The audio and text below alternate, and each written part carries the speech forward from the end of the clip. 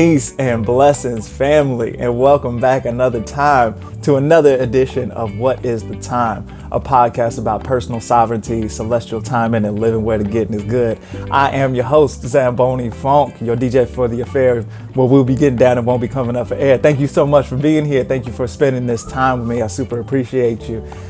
Back in 2021, I went to Costa Rica and I spent a good bit of time there. I spent about a half a year there in Costa Rica. I have been on an obvious spiritual journey for a long time. I feel very much like I've been chosen by the ancestors or whoever it was that did their choosing, and they want me to do stuff. And so I have been on this journey for a long time, and that, I don't know if it culminated, but like there was a major turning point of a moment where I went to Costa Rica and I drank a bunch of ayahuasca there, and I helped to facilitate those experiences and journeys for other people. I was sort of like the manager at the spot where we were doing those journeys. And so once I got back, a lot of stuff happened during that time. A lot of stuff happened.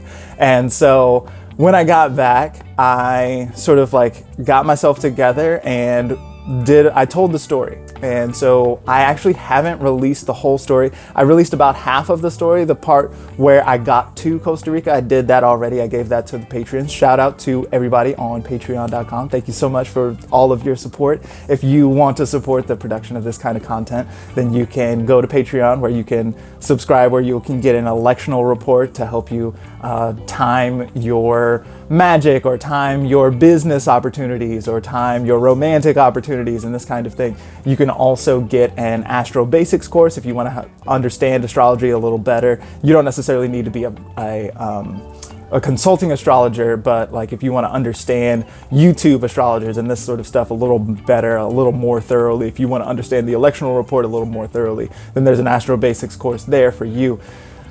Thank you so much to all the patrons who have been supporting for so long. My patrons have heard this story already. They get everything earlier than everyone else does. And so I gave them the whole story, but I gave Instagram only the first half of the story. And so then now I was looking through and I was like, well, let me go ahead and tell everybody the rest of the story. Sometimes people DM me and be like, yo, what happened? What was the rest of it like? And I wasn't really ready to talk about it at that time. I sort of like got cold feet about it because it got weird.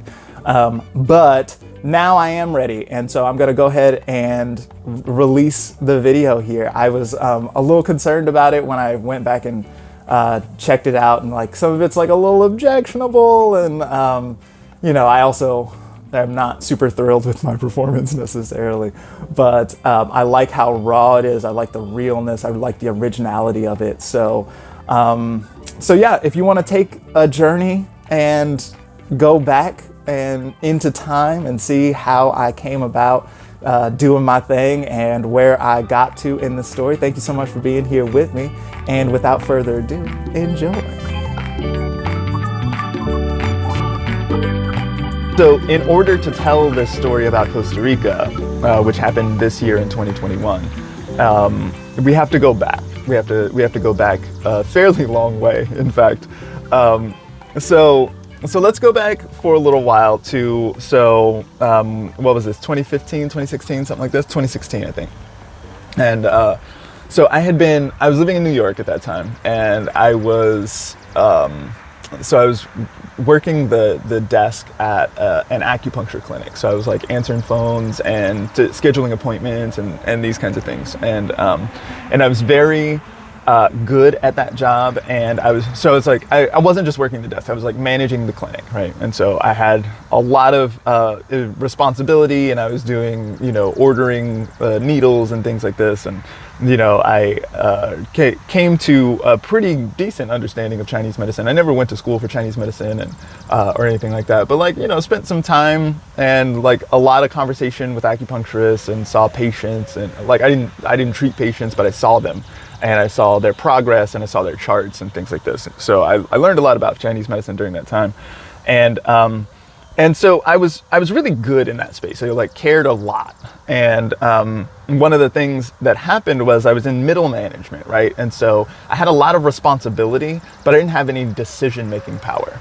And so I was really just like upset continuously about things not becoming more efficient, or not, there were just all these holes in the process that I could see ways to fix because I was in it all the time, but I just couldn't get like the go ahead to do that or whatever, right?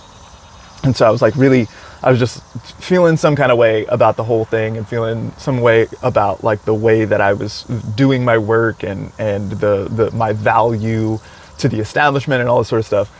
And so then my cousin called me. So my cousin lives in, at that time she was living in Northern California, and she called me and she was like, yo, do you want to come out to Northern California and trim some buds?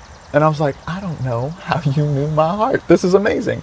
So I quit my job and I moved to Northern California to work on a ganja farm for, the plan was I was going to spend 6-7 months out there.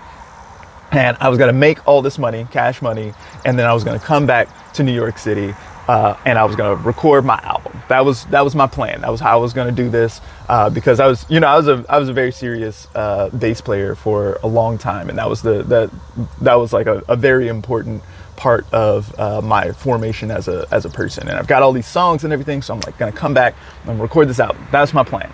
So I went to Northern California, quit my job, got rid of the whole thing. And then moved to Northern California. And so there I was in what is sometimes called the Emerald Triangle. It's like a bunch of weed gets grown in this area. And there I was trimming buds, right? And so I have regional asthma, which I now, it was like I knew that before. I was first diagnosed when I was 5, and then, sort of been living with it for a while. And then I moved to New York, and it wasn't really a big deal in New York. Didn't really have problems, didn't really have trouble with all that. But then I moved to Northern California, had different pollen, different allergens going on and all this. And it started being a really serious problem. I was up there in the mountains. It was very remote, it's very far away from anything. And from hospitals, from civilization and all this sort of stuff, right? And so I had a few nights where I was like, this is it. This is about to be my last night. I'm dying. I'm not gonna breathe anymore through the night. So with a lot of sort of had to calm myself down and just make it through the night a couple of times. And I did that, but it was like, all right, I got to get out of here. I can't, this isn't working. Right. And so, what often has happened for me is, when I need a ride out of town, there has been one. And so my cousin, her mom was putting on a family reunion in Kansas City, Missouri, where I'm from. And so she had no choice but to go to the family reunion. My plan was not to go to the family reunion. My plan was to trim buds, get money, right? That's what I was going to do. But since Rabi, my cousin, was... that was her mom. She didn't have the option like that. She had to go and cut into her own money and all this, right? So she was going. And so I just got in on that train and was like, all right, cool. We going together then. So I spent a little 6 weeks out there trimming these buds and whatnot. Made a little money, not as much money as I had hoped, but I made a little bit of money. So went out to Kansas City and had this family reunion, had a really nice time, saw all the family and all this. And then was like, all right, so what am I going to do with myself? Couldn't go back to New York City, had a subletter in New York City in my room. And so I couldn't go back to where I was at. And so I was like, all right, so I've got some months to kill. What am I going to do with this? And so I went west a little bit and went into Kansas. And so the Potawatomi Reservation is in Kansas. And just off of that reservation is where my uncle lives at. And so my uncle, my mom's brother, was there, and he had cancer at that time. And so I was like, all right, so one, I'm potentially running out of time here. I need to go and say what's up to this dude. And he lives out in the country, and I just want to hang out with some of these trees and learn a little bit about what it is to be Indian and what it means to be Potawatomi and all this, there's been a bunch of stuff, right? My mom is Potawatomi Native American, but there was this whole, and my dad's black, And so then there was this whole situation around like being black.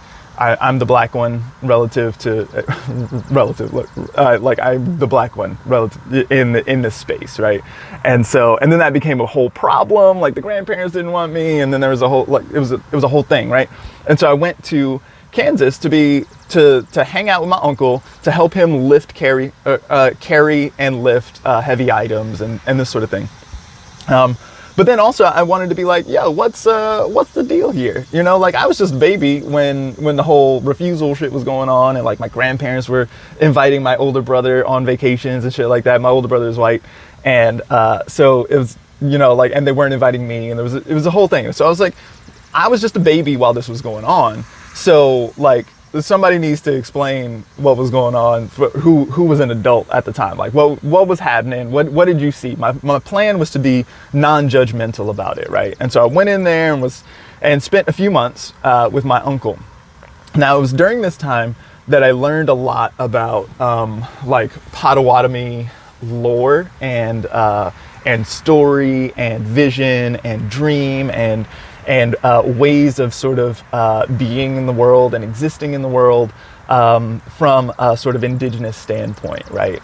So I had not had a lot of exposure to that as a youth, because I was raised as a black dude, and sort of like far away from those folks.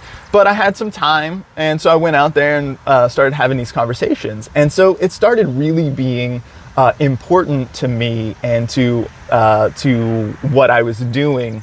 Because I didn't have a job at this time, right? So I was just kind of floating around, just like hanging out. And so it became an important part of my praxis to pay attention to the ancestry and the lineage piece of things. This is around the time that it became clear that I was on some kind of important ancestral journey, that I had been chosen by ancestors in order to do their bidding, basically, to heal the lineage or something. I don't really know what exactly they want from me, but it became clear that they wanted something from me during this time.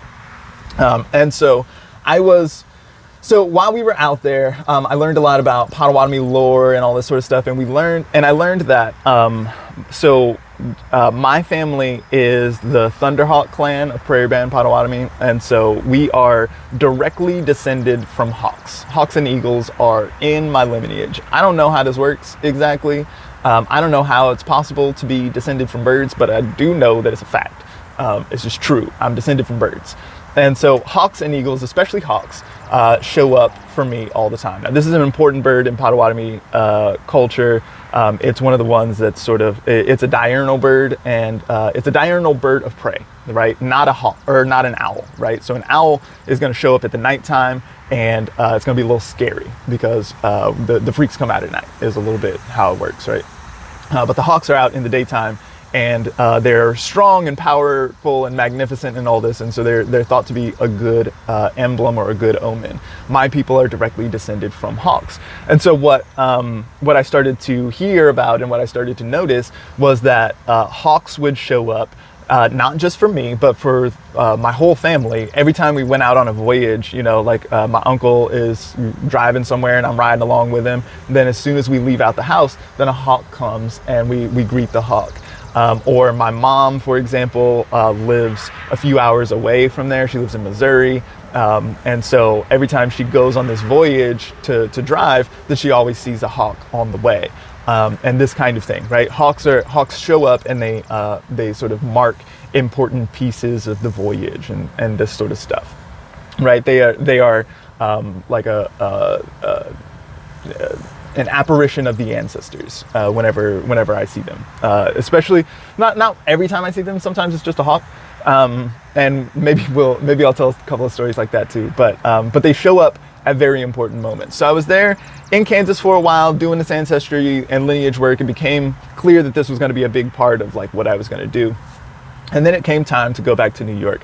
So the day before that, it was my very last day in Missouri. My mom was going to drive me to the airport the next day. And I was out, I was like riding my bike, and I was riding out through a bunch of woods, and I knew that I wasn't gonna have this kind of exposure to woods and to trees and stuff like that when I got back to New York City. And so I was just kind of out there and really just like loving it. And so there was a trail in between my mom's house and my brother's house. And so I rode out to my brother's house to go say goodbye to him and his little daughter and this sort of stuff, right? And then came back and then made it to the end of the trail and was like, oh, it's my last day, I want to go back. And so I rode back out toward my brother. Now it's a fairly long trail. It's like 8-9 miles or something like that, right? So I'm putting in some miles at this point. I'm getting tired and all this, like having some feelings. And so I'm on my way out another time, and then a hawk comes out of the trees, like out of the forest around me. And then we just go together. We're like riding the trail together. I'm riding the trail and the hawk is going right above me. And we go together for like 6 miles or something like that.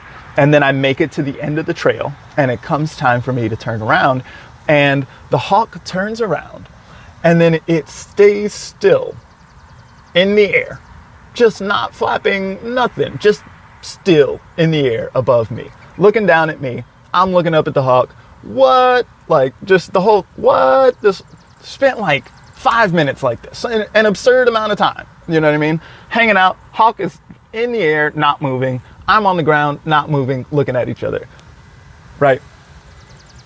This whole shit wraps up after a little while. Hawk turns around, flies away. The basic sentiment that I take away from the experience is like, did good, kid, but way to go. Then I went back to New York. So I went back to New York and was in New York, and so while I was there in California and then in Kansas, I had a lot of time on my hands. And if you've ever been like on a ganja farm and trimming buds, and you know, then what you do is you sit in the chair and you trim buds. You don't do shit else. You get paid by weight. You don't get paid by time. And so anytime you're not on you're not sitting there doing your work, you're cutting into your own money, right? And so you sit there and you don't move. So you've got a lot of time to listen to music, listen to lectures, listen to podcasts, things of this nature. This is when I started getting into Chris Brennan and the astrology podcast. I was an astrology enthusiast at this point. You know, like I had read two books, I think. I read The Only Astrology Book You'll Ever Need, and Stephen Forrest's Our Inner Sky. And I would, if you're just starting astrology, then I would recommend the second book over the first one. And at this point, neither of those are my first recommendation for getting started, but it's where I got started, and that's where I was. And that's, so while I was out there in California and Kansas, I was like I started listening deeply to astrology podcasts and lectures and things of this nature. And I became acquainted with the fact that astrology was a serious intellectual practice. You know, it wasn't just Cosmo magazine, like, you know, he loves me not sort of vibes, which is kind of what I thought astrology was at that point. But then I came to understand that there was deep academic rigor to the whole process. You know, I was like listening to the way that they were talking, and they were people who had clearly read very intensely about the subject. There were people who were talking about the translation from the Greek and things like this. And so I was like, oh wow, this is super serious stuff. So I was listening to Chris Brennan and the astrology podcast. They're doing this monthly forecast every week or every month, and I'm like, it's at an intermediate to advanced level, and so I'm like trying to catch up and get an idea for vocabulary and jargon and all this sort of stuff, right? And so I'm starting to get into astrology, come back to New York City. I went to hang out with my friend Shakira, theastrology.com, on Twitter @theastrology. You guys know my friend Shakira. I was on her podcast, I don't know, I guess it was a year ago at this point. And we talked about Saturn. Anyway, so I was hanging out with my friend Shakira. She was doing these, like astrology meetups for a while, where she was in Brooklyn at that time, and so we would just hang out with astrology enthusiasts and look at charts and talk shit, basically. And so that's what we did. I was there one time, and I was reading some charts, and she was like, "Yo, why aren't you doing this for real? Like, you need to be doing this. You need to be taking readings and shit." And so I was like, "Oh, okay. Well, maybe I should. Okay." And so I started thinking seriously about that. Then Then my friend took me to go. So then my friend who had been to Costa Rica, right? So my friend went to Costa Rica one time and drank some ayahuasca there. And so then she came back and had this whole super transformative experience and told me that I needed to get involved in that sort of thing. So the dude from Costa Rica came to Brooklyn and did some ceremonies there. And so my friend took me to these ayahuasca ceremonies. They were actually yahe ceremonies, but just for brevity and for ease, I'm just going to continue to call it ayahuasca because most folks tend to know what ayahuasca is and people don't really know what yahe is. For you, since you were a deep listener, yahe is made with the same plant. It's the same Banisteriopsis vine. But the preparation is different. With yahe, you're going to pound the bark off of it, and you're going to use different mixtures in order to prepare a different brew than what ayahuasca is. Also, with yahe, you're going to take it later in the night rather than immediately after sunset. These kinds of things. There's some differences in the practices around it, but more or less, it's kind of the same thing. It's still a sort of a DMT situation where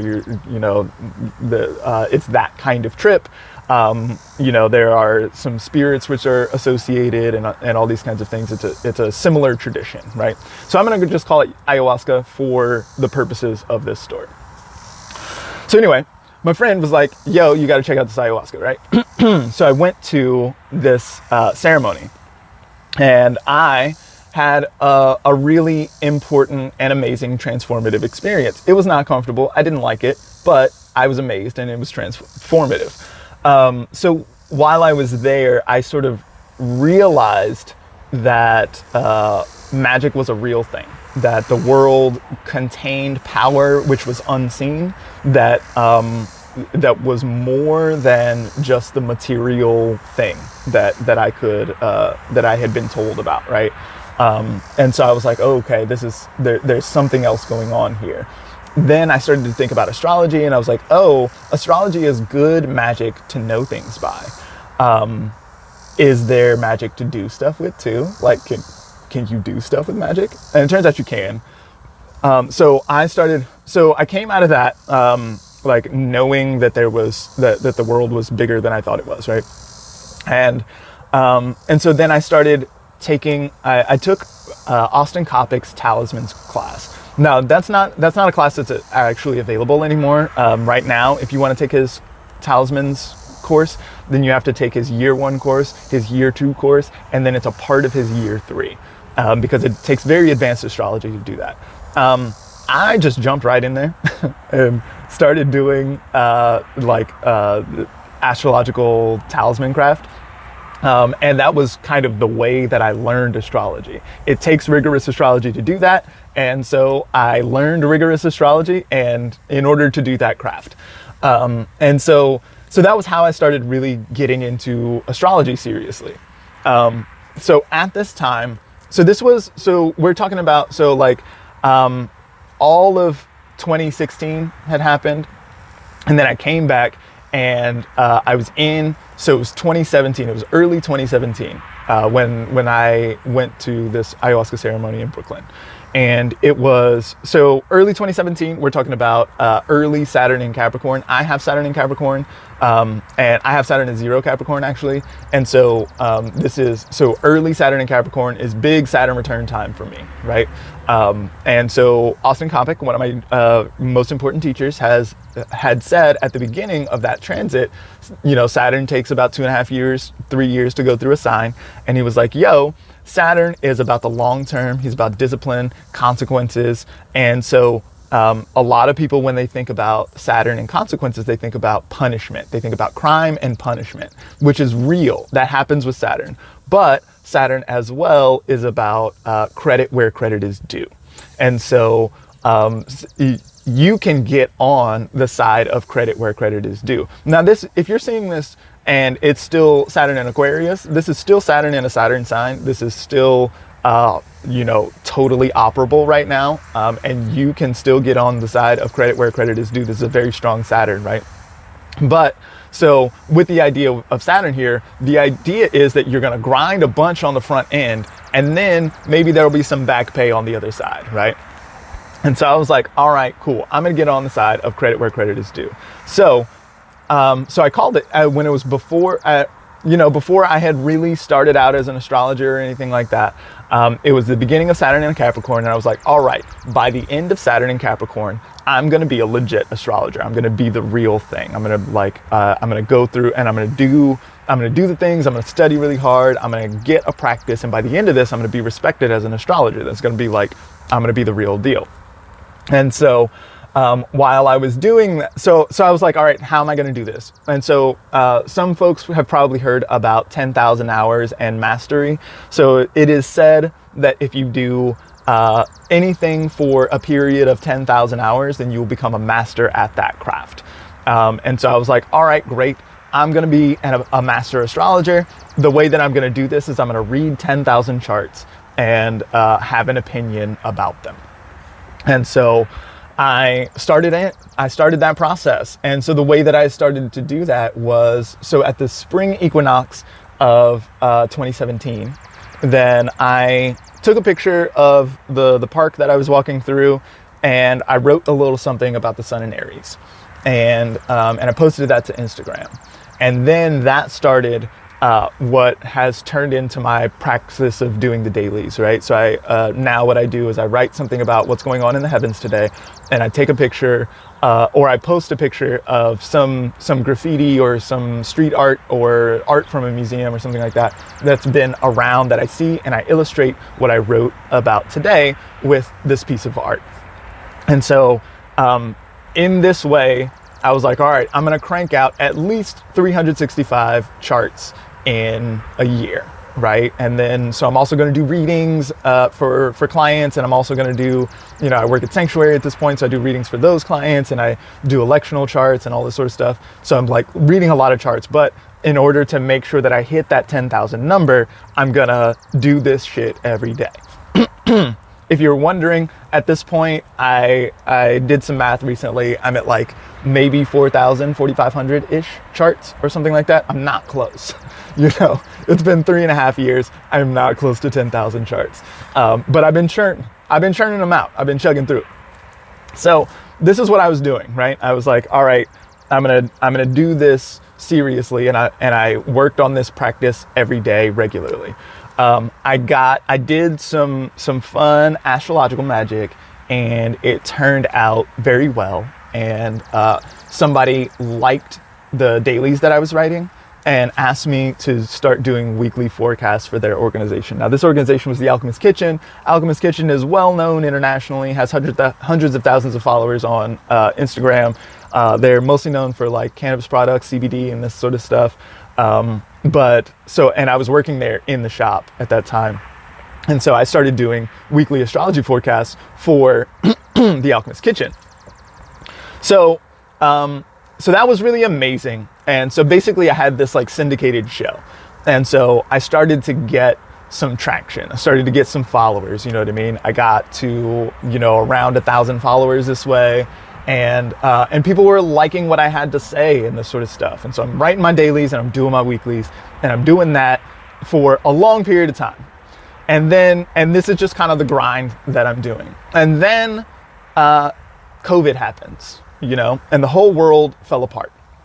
And so at that point, I was still a very serious bass player, and I was also and I was working at this herb shop, doing herbalist things there, and working the counter. I was doing mostly herbalist things, and then sort of away from the counter, I was doing astrologer things, and then I was doing my astrology readings beyond that, right? And so the whole point, my whole idea here was I was going to diversify, right? The money was going to come from a lot of different places. So if anything, if any one thing got broken or stopped for any reason, then I still had the other two things to get my money from. Well, then COVID happened, and then I stopped being able to work in the store, and I stopped being able to do gigs, work shows and performances and this sort of stuff. So all I had was internet astrology. And so, but I still had an internet astrology, right? And so I was super grateful for that. And then I launched this Patreon and all of that. That was under an election. If you go back and look at Sphere and Sundry's election for the numinous crown, I think it's what it's called. It was the sun was exalted and the moon was exalted, and they did a thing for that. I launched this Patreon under that same election, actually. We had not talked about that, but when I saw that she had released that, I was like, oh hey, I used that election too. But so I sort of started getting this astrology thing running during the COVID thing. You know, it was serious at that time. And then George Floyd was tragically killed by police, and it was really awful. And so I actually took a day off. I took a day of silence. There was somebody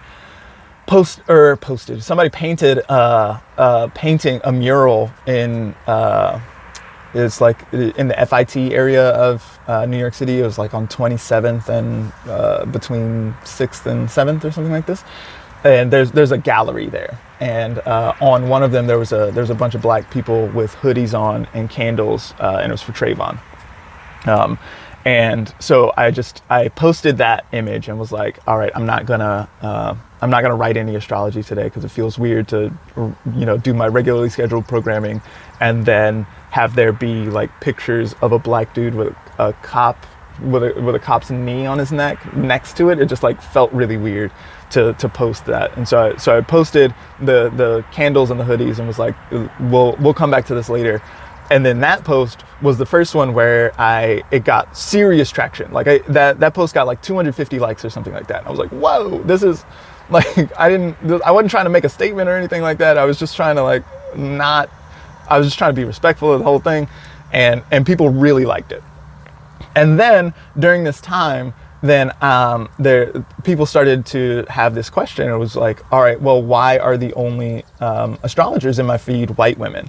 And so so I got posted to a couple of, there were a couple of posts that were like, post your favorite black astrologer and we can follow them and give them money and business and all this sort of stuff, right? And so I got posted on a couple of these. And so my following like tripled in a night. It was crazy. I'd never just people pouring in. Now the thing here is that I had been on the Saturn schedule with astrology for a while. So I had been building my foundation for a long period of time up to this point. And so when I started getting all this attention, then I was already, my infrastructure was solid already. People, I was already doing my dailies every day. I was already doing my weeklies every week. And so there was, when people started paying attention to me, then there was stuff to pay attention to. And so my whole shit really blew up at that time. I felt and continue to feel some weird feelings about that, about having become successful on the back of the death of a black dude. I feel really weird about that, but it is what it is, and I'm here now, right? And so that's what happened. So here I am. COVID panic is happening, right? I'm living in Brooklyn. It's 2020, summertime 2020, Venus retrograde, George Floyd, protests in the street, Black Lives Matter, also masks and all this sort of shit, right? It's like a weird moment in history. And so my business was really doing well at that time. I personally was not doing well at that time. This is the end of my Saturn return. I had a really uncomfortable and terrible breakup during that time. Saturn in the 7th, what's up? And so it was just, and I was feeling really alone, and then also shut into my room and couldn't move really, you know what I mean? Didn't have anywhere to go, didn't have shows to play anymore, didn't have friends anymore, couldn't really see anybody. There was this whole situation going on with that, right? Feeling really cloistered in my room. I got really close to suicide during this time.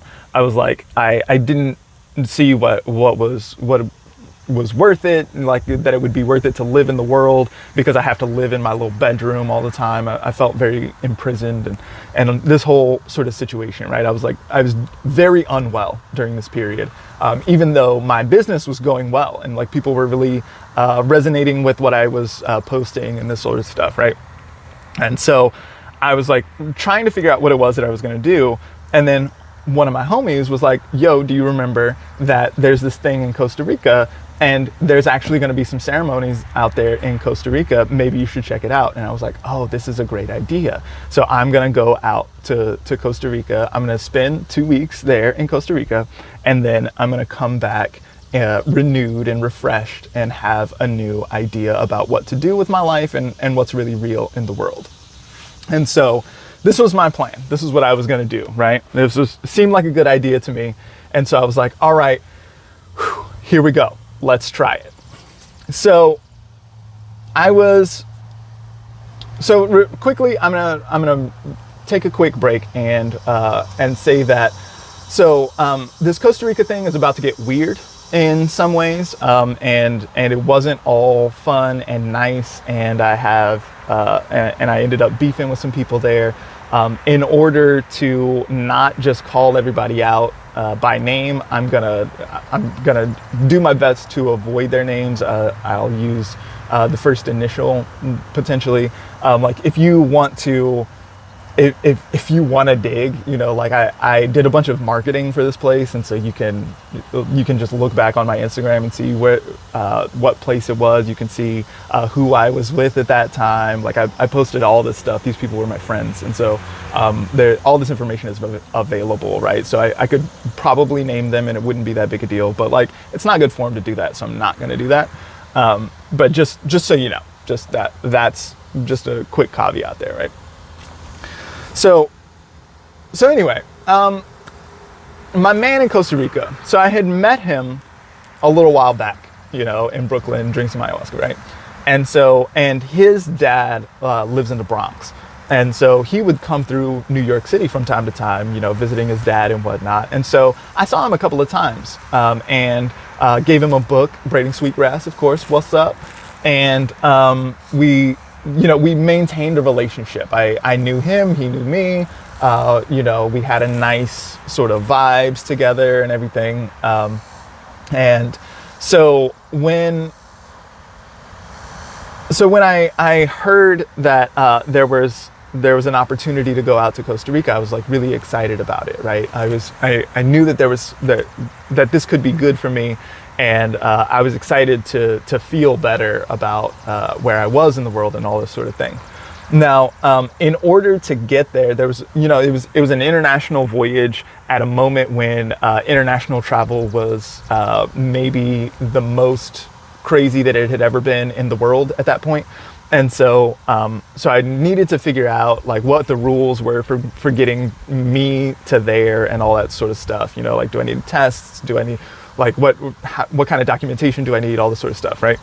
And so I was sleeping on that. I was like being lazy and I was procrastinating and didn't feel like doing all that sort of shit, right? So one day I was in my room in Brooklyn, and I was getting up at that time. I think it was actually Leo time. And I was getting up at sunrise, and I was doing sun prayers every morning. I have a pretty rigorous prayer schedule. I like get up in the morning and at sunrise and do prayers and all this sort of stuff. You know, and sometimes they're planetary prayers, sometimes they're ancestor prayers, sometimes they're different things. But this was a time when this was like very serious. I was working really hard and doing a lot of prayers during this time, and so I was up this morning at sunrise and doing my little prayers and not feeling that shit. Fun fact, if you do your prayers and you don't want to, they work anyway. Do them. Do your prayers. Because even if you don't want to, they still work. Do your prayers. Anyway, so I was up and I was doing my prayers and not feeling that shit. Fuck this. I'm not trying to God, I just wanted to go to bed, right? Because it was like, and it was Leo time. Leo time in New York City sees the sun up really early and down really late. So there's not very much darkness. It's easy to be underslept during that time. And I was in New York City and on the grind, and I'm hustling and trying to get my internet business I was tired and not feeling that shit, doing my little prayers. All I want to do is go back to bed, right? So I finish my prayers up and I'm like, all right, I'm going to bed. So I'm about to go back to bed, and in my ear, I hear PCR test. Okay, sure, fine, whatever. I don't know what's going on here. I know that I've been procrastinating, so let me just go ahead and do my little research real quick, right? And so I do my research and figure out what's going on. You know, do I need a PCR test? Do I need the health pass in order to get to Costa Rica? All this sort of stuff, right? And I'm sitting there doing my research, and while I'm doing that, then I hear I have an air conditioner on one of the windows, and I hear something drip down onto it, like the air conditioner above it or something like that, just like drip down. It was like a big drip or something, but like, you know, it dripped. And I was like, okay, sure, whatever. You know, it's dripping, fine, you know. I want to go to bed. So I finished my little research and was like, all right, great, going to bed. So I get in the bed and I'm lying there and I just hear this dripping, tip, tap, tip, click, tick, click, click, click, tip, clack, tick, tick. And I'm like, well, I don't like this sound. I don't know what's going on here. We have a history of mice. And, you know, I know that there are some nuts in this windowsill. And so maybe I have a small animal situation that I need to like rectify. And I'm like, oh God, this is not what I want. So like, get up out of bed and I pull the curtain back and there's a hawk on the other side of the air conditioner. And it's tearing a smaller bird to shreds. Like just the half of the tip tapping that I'm hearing is bones cracking. There are entrails like stretching out. There are feathers going everywhere. On the other window, outside the other window, I had put that was where I was putting my ancestral offerings, and so there was a cup of coffee over there, and some of the feathers got into this cup of coffee and all that sort of stuff, right? It was like it was crazy, like a hawk just like immediately right there tearing this other bird to shreds, right? And so as I was thinking about this apparition, right, a hawk appeared to me and it was super important. Like there's no not missing this hawk. And so while I was thinking about that, I was like, okay, well, what was I doing at the time that the hawk arrived? Oh, I was researching this Costa Rica trip. And so I started to be like, okay, so this Costa Rica trip is going to be a bigger deal than I've been giving it credit for. So I maybe need to pay attention here. And so I did. Well, so at this time in Brooklyn, I was in the process of being evicted. So I was, we were supposed to be evicted earlier in the year, and then COVID happened, and so we didn't get evicted immediately. But you know, we're getting to the later part of the year here, and we're starting to press the gas on that, right? So there's starting to be some pressure. I got to figure out a place to live. I got to go somewhere. I don't know where I'm going to go, but I know that I can't stay here anymore. And so I started to find some places where I might be able to go, and looked at it and was like, okay, this is, you know, I found a spot that looked really good. You know, it looked like a nice place to be, and it was going to, you know, it was fairly close to where I was used to being and all this sort of stuff. But I was like, man, am I going to take a rent increase in a post-COVID time? Like it just doesn't make any sense, right? And so I called up my mans, Jay, in Costa Rica, and I just called him and was like, yo, I heard you need volunteers sometimes. Do you need somebody to be out there? And he was like, well, I do, in fact. And so I just packed up my shit and got out of there. I just got out of Brooklyn and decided to move to Costa Rica. Just went there instead of trying to like go there and come back. I just went and stayed. And so this is how I went about going to Costa Rica. And so, you know, the way that it was set up is that, so this place it's an ayahuasca retreat center, but it's not only ayahuasca, they also do yoga retreats there and this kind of thing. But it's a tourist destination, right? And so, and COVID had happened, and so you're not allowed to do tourism and that sort of stuff. And so, there was this whole situation around digital infrastructure and how are we going to get this place to where it's making money again? And I was like, okay, I think it can probably help with this task. And so I went to Costa Rica and decided to go and volunteer and live there for a little while. Now, when I went to Costa Rica, so the place that I was at, it was on the Osa Peninsula, which is on the West Coast. And so in order to do that, I flew from New York to San Jose.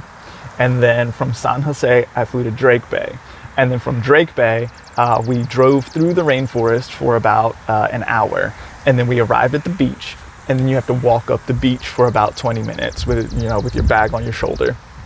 And then you arrive, right? So it was a very long trip. It was 2 days of traveling, and so I like traveled this whole way, and then as soon as I made it to the pavilion, so there's this like spot where it's like the main area, and so and it's obviously the main area. So like when we got there, as soon as we got to the covered area, then just like torrential rain pour comes down, right? Like it's the first tropical rainstorm I've ever seen in my life. It was crazy. Just like the quantity of rain was just like, wow, nutty. I was fine. I was dry. My things were dry. As soon as I made it inside, that's when the rains came.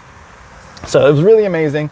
The rains last for maybe 10 minutes or something like this. It was crazy. It smells wonderful. The whole place is the most beautiful thing I've ever seen. And my dude comes down, and it's like, oh shit, I haven't seen you in so long. What's up? We all doing daps and hugging and all this, and it's a really nice time. And he's like, well, great. I'm so glad you're here.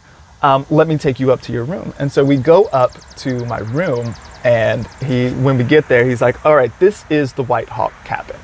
And I was like, perfect. I love this. Thank you so much.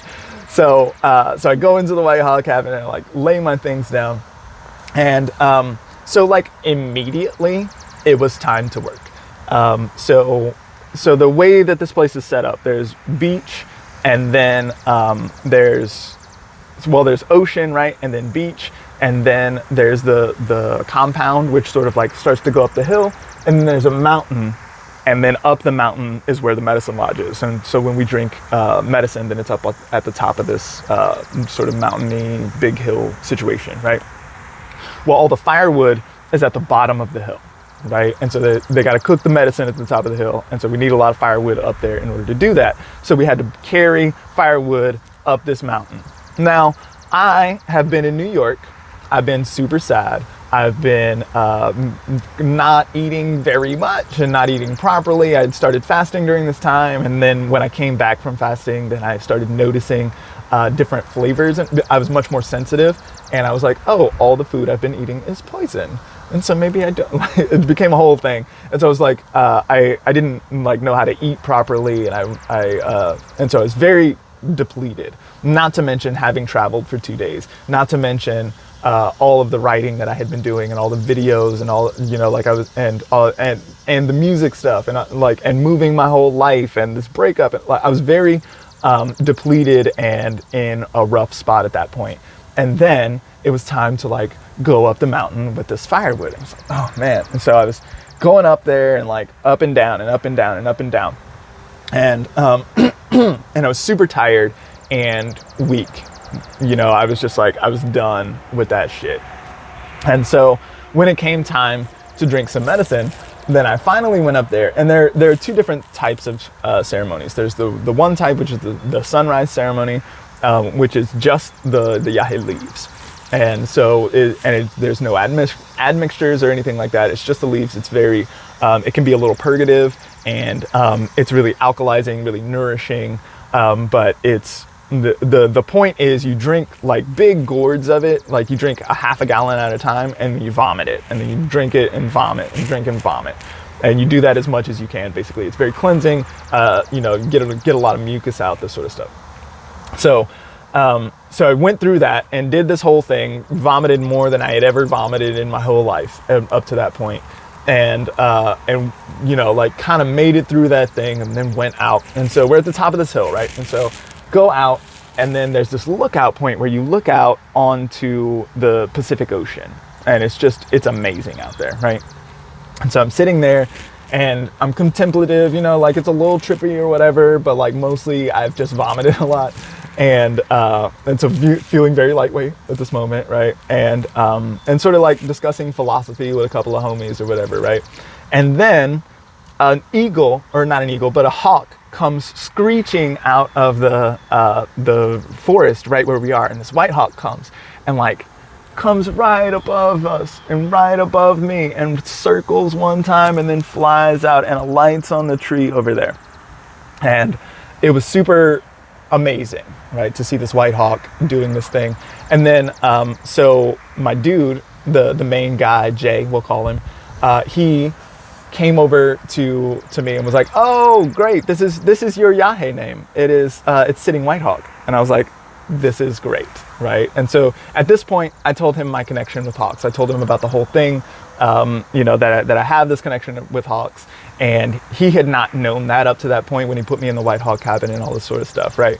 And so we had this, little meeting, and I told him about it, and we saw it was good, said it was good, and it was good. So then we continue, and so we end up doing 2 of these sunrise ceremonies, 2 overnight ceremonies, which are more trippy and less medicine gets drunk, but it's more, the psychoactive thing is more potent, and it goes on all night. So we did 2 and 2, and then there was another week, and we did 2 and 2. And so I vomited a lot during this period of time. You know what I mean? I purged, and I had a lot of really important visions that I didn't like. It was all very uncomfortable. I didn't feel good for most of it, but it felt very profound.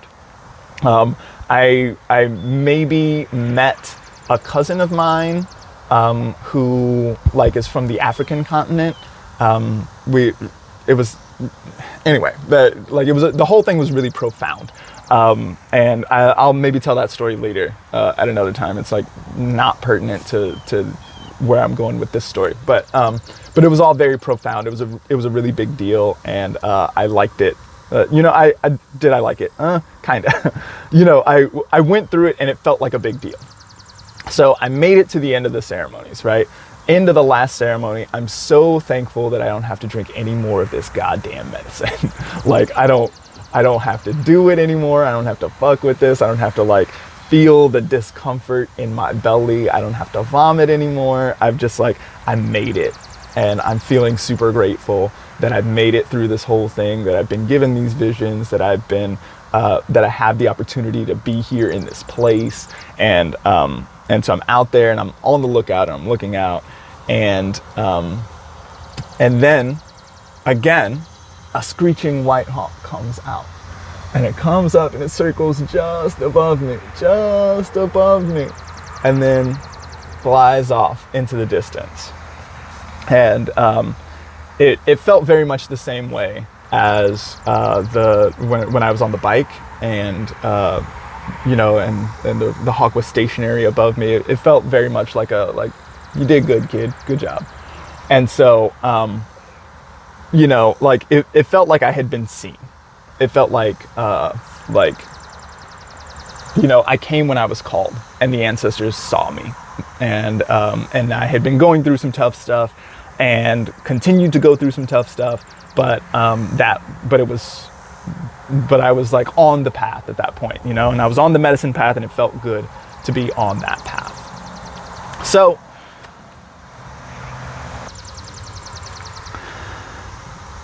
then after that, everybody went home, so Jay, who was, he had just had a baby in Ecuador.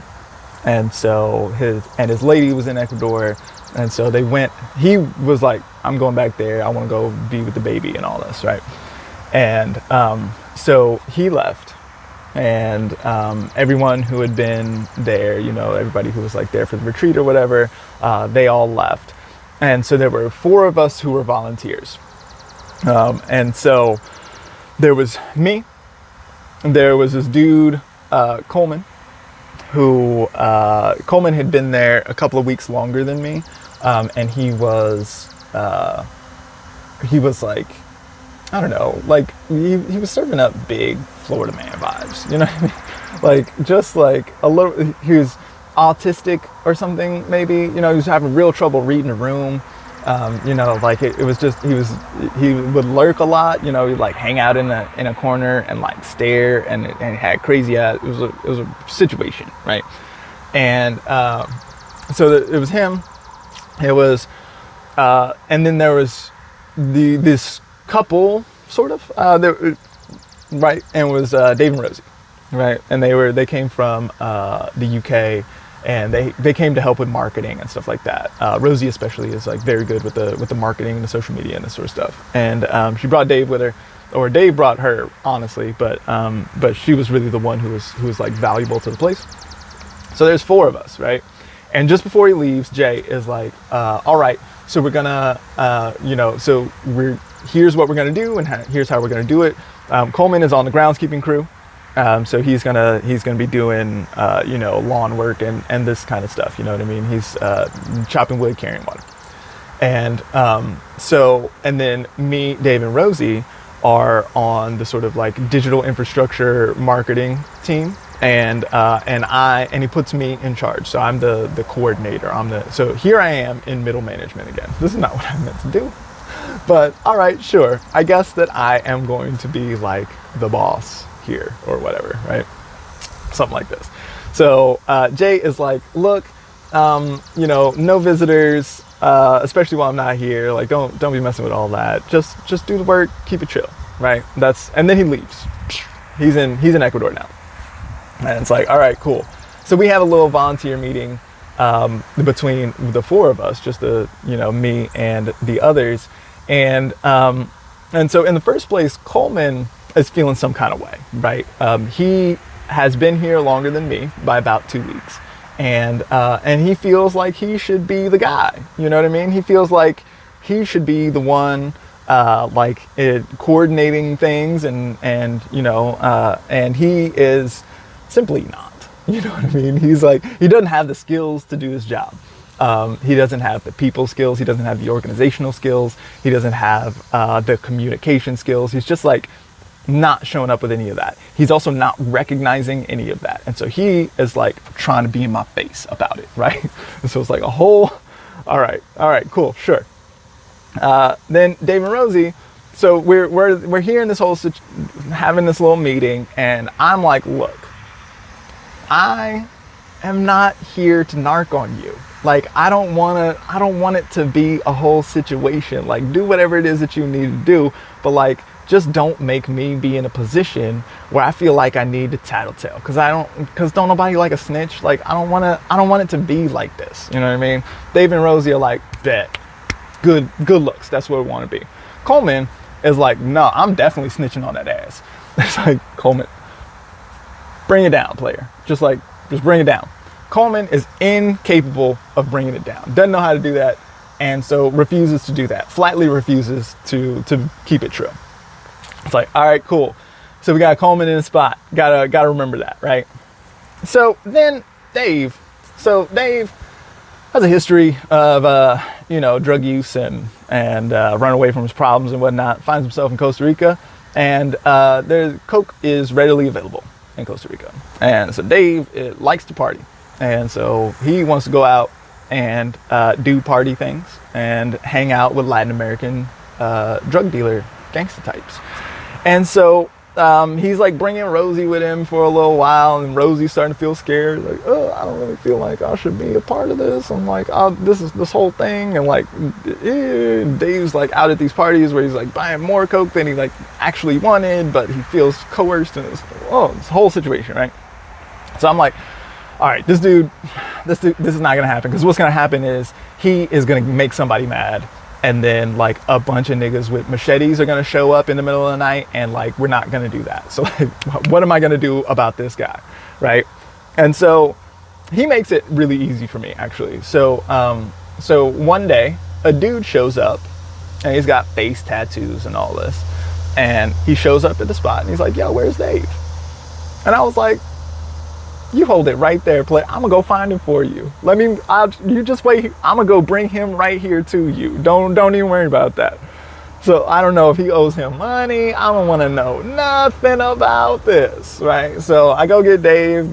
Dave goes and like works it out and everything. And then when he comes back, then I'm like, yo, Dave, you know the rule, right? And he's like, oh, right, the rule, yeah, visitors, right? And I was like, look, man, it is what it is. And because he knew that he had broken the rule, it wasn't a big deal. Dave was like pretty chill about the whole thing. He packed his shit up, got out the spot, right? Down to 3. So it's me, Coleman, and Rosie, right? Coleman is, so he is feeling some kind of way. still, right? And he's also like, having some kind of emotional difficulty. I'm not really sure what the thing is, but he's like feeling some ways. His mom called me, and so I was like on the phone with his mom for a little while, and like it was a lot, And so there was one time in particular, he was really upset about things that like didn't matter sometimes, and so I don't need to necessarily tell that story. It's a fun story, and maybe I'll tell you one day, but. So like ultimately Coleman is like real mad at me, so cause it's like, so at this point it turns into two factions, right? It's me and Rosie on the digital marketing squad, and then there's Coleman on the groundskeeping crew with the staff. And so he's like working with staff. He also doesn't speak Spanish. I'm like kind of the only one who like speaks Spanish for real in the whole squad, So he's there with the groundskeeping crew, doesn't really understand them, is beefing with them all the time, and then also me and Rosie are hanging out a lot, and so I'm hanging out with the only lady in the spot, you know what I mean? And it's like me and her all the time. So it turns into me and Rosie and Coleman notices this, right? Obviously. And so he starts being in my face, and he starts wanting to like beef. And there's a couple of times where like he squares up on me.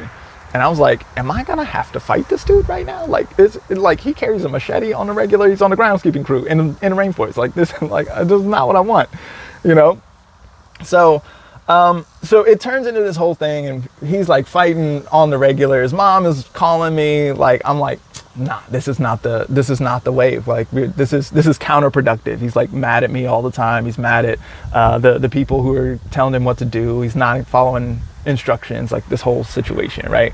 And so so a guest comes, and then the guest is about to leave, and the guest is American, and so is going to go to the United States. Now, fun fact for people who have never been to Latin America, or who have never tried to spend a long period of time in a foreign country, sometimes what happens is, especially in sort of like third world or global south countries, there will, like a United States citizen or somebody from the UK, for example, will get 90 days tourist visa just for showing up. Just show up, you can hang out for 90 days. If you want to spend longer than that, then you have to leave the country and then come back and get another one of those 90-day visas. And so, so Coleman knew that he had a border run coming up, but he didn't really feel good about like doing his own border run, about like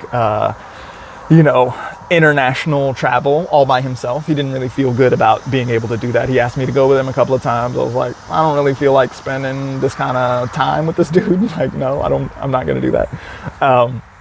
And so he doesn't know how he's going to do it, and he's like starting to freak out about it. He decides ultimately that he's just going to go back to the United States, and he's going to catch a ride with this guest. And it's like, all right, cool, bet, good looks. So one day, Coleman like takes me up the hill, and he shows me which plants to water, because he's been watering plants up there. He's been watering the sacred plants, in fact.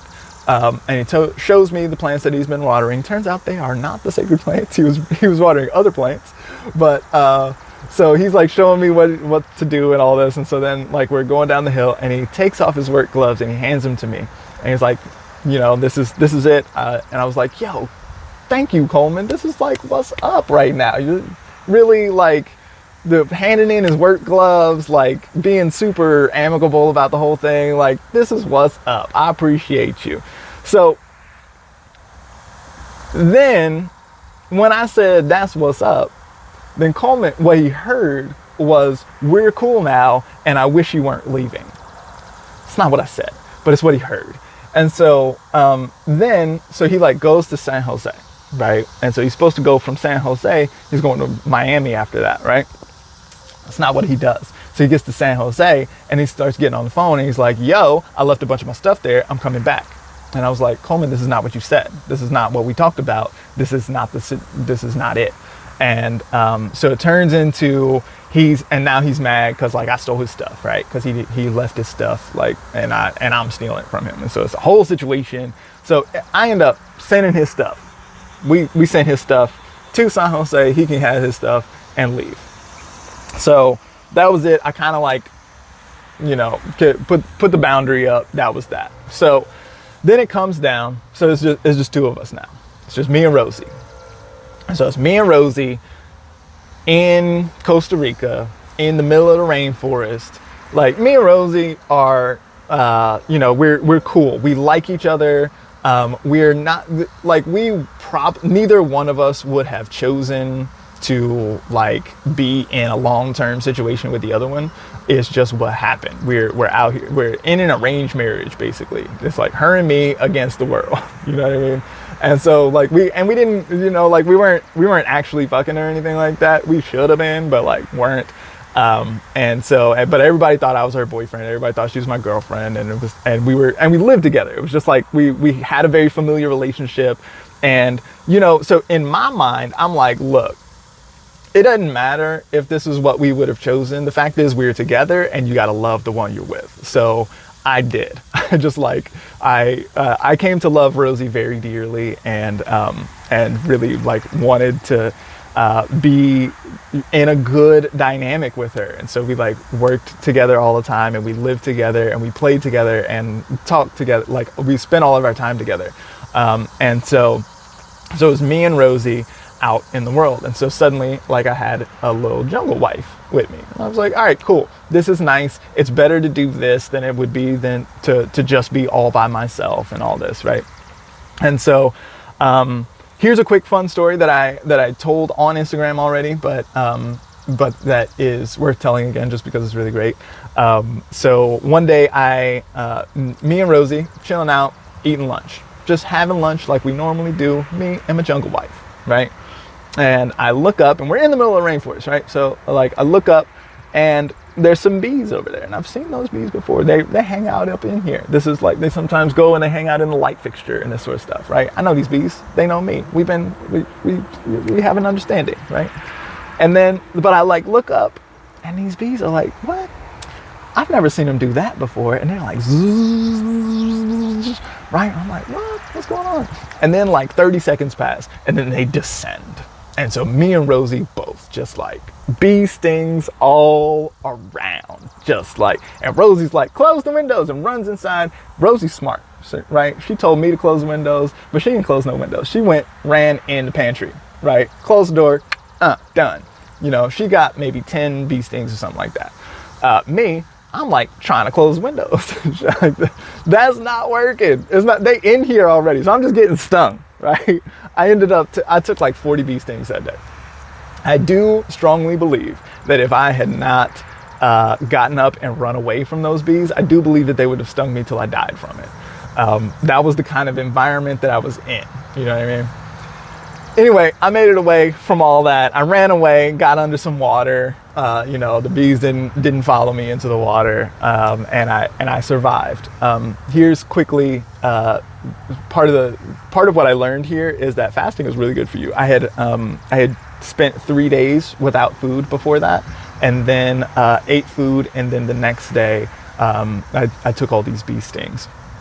So fasting is supposed to be really good for inflammation and this sort of stuff. I ended up taking all these bee stings. I had never been stung by a bee before, so I wasn't really sure what would happen to me.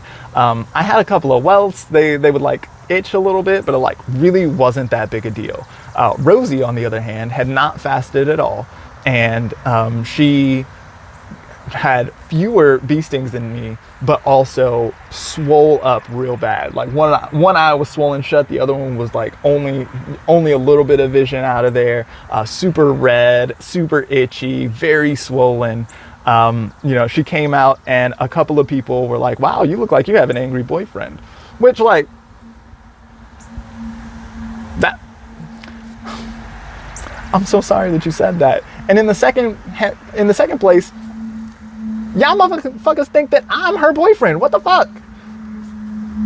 Anyway, so this is to say, me and Rosie having adventures out here. We had several near-death experiences together. One time there was a viper under the water. Like a lot of this sort of stuff happened. And so ultimately, she and I plan to go on a little honeymoon. So we're going to go take a little border run together. We're going to go to Mexico and come back. So then we're about to go to Mexico, and then her mom calls, and her grandpa is ill. and they've been sort of like waiting for this for a little while. Looks like it might be the end. Her mom was like, yo, you gotta come home right now. So when you get that phone call, it's just not shit you can do. You just gotta you gotta go home, right? And so we went to Mexico together, but instead of having a nice little hi, we're having fun kind of trip, I ended up carrying all of her shit. And it became a very tense time, and it became very difficult. We ended up not liking any of we don't like any of the same stuff anyway, right? I mentioned from the top, like, we wouldn't have chosen each other, right? So we don't like any of the same food. We don't like any of the same entertainment. She went to Cancun and wanted to do the like Cancun thing with the like titties and all this. And I was like, I'm on medicine path. I'm drinking ayahuasca and all this. I'm not drinking alcohol. I'm like, I'm a priest. I'm a monk. You know what I mean? So I'm like, I'm not really feeling that party lifestyle like that. She is hella annoyed by this. And like, it's the whole, like, we just like beefed this whole time, right? And then she went home. I went back to Costa Rica. So now we're down to one. It's just me. So while I was in Mexico, I bought some conga drums because I knew that I was going to spend some time by myself. And always it has been a goal of mine to play conga drums in the rainforest. I always thought that would be really cool. I'm really into ancestral traditions and this sort of stuff. Playing hand drums feels really primal to me, and it's an important part of my spiritual practice. And so to do that in the rainforest was like super amazing. I knew it was going to be amazing, and it was as amazing as I thought it was going to be. So I brought these drums back. Very interestingly, for the Patreon situation, as far as astrology and magic is concerned. So I actually enchanted these drums. I made them into astrological talismans. There was a really super slamming Saturn election, and so it was Saturn in Aquarius on the midheaven. It was like on the degree of the midheaven, and I had Venus in Taurus rising. So I had Venus in Taurus on the ascendant, and I had Saturn in Aquarius on the midheaven, and so I enchanted for perfect timing and beautiful music. So a little later, while I was practicing those drums, then someone came up to me and they were like, "Wow, like it really takes a lot of discipline to play like that." And it was just like, that's the word you chose? Discipline is the word you chose to like describe the music? Like it was amazing. Anyway, so like I had these drums, right? And I brought the drums back, and so if you want to see videos of me playing the drums, then there's a bunch of that on Instagram, and maybe I'll post another one. I think I'm in my underwear, which is anyway. So it was just me, right? And so it was just me hanging out in the rainforest, and it was this way for a while. I think it was like a month or something like this. So it was very lonely during that time, but also really a nice time. My Spanish got really good because I was there with only staff, and the staff only speaks Spanish. This was honestly part of the best time that I had while I was in Costa Rica, just hanging out. It was just me. But I still had shit to do. I still had, I was like doing the, there was a retreat coming up, and so I was like doing all the little pieces, trying to get everybody paid and get all the things together for the retreat and all this, right?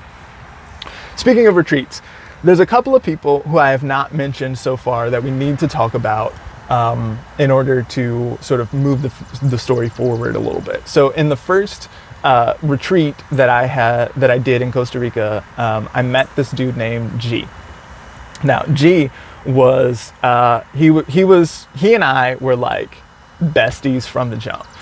G is Puerto Rican, and he has gorgeous hair, and he is about the same skin color as me, speaks Spanish real good, so we're the only brown skinned people in the spot for the most part. And so it's really, except for the staff, and then I mentioned that I had that one cousin who I'd mentioned before, but that was just one person, and only for that 1 week, and then there's all this other time, right? So we're the only brown people, and we're really deeply involved in this sort of like ayahuasca space or whatever, and so we're just like in it. We like each other a lot, right? Homies. During that first retreat, he had a vision during ceremony of me. And so he was thinking about my lineage and my ancestry and the trauma that not only I have, but also that sort of is a part of the lineage. And so he was sort of like speaking to me about that. We had a really nice heart to heart around that, right? And so, and then this time, so this coming ceremony, this happened in April, so G is coming, and he's also bringing his lady with him. M is her name, and she's super dope. She's like the bomb. They're super cute together. She is Chinese and like has a whole bunch of really great Chinese lineage stuff. She's like again super deep into the ancestry and all this sort of stuff. Has really great insight around that sort of stuff. Is in the space of Chinese medicine. Reads I Ching and all that sort of stuff. Like super dope. This lady's super cool. And so I met her in this set of ceremonies. There's one other person that we need to know, and her name is T. So T is she is maybe 60-ish, maybe early 60s, something like this.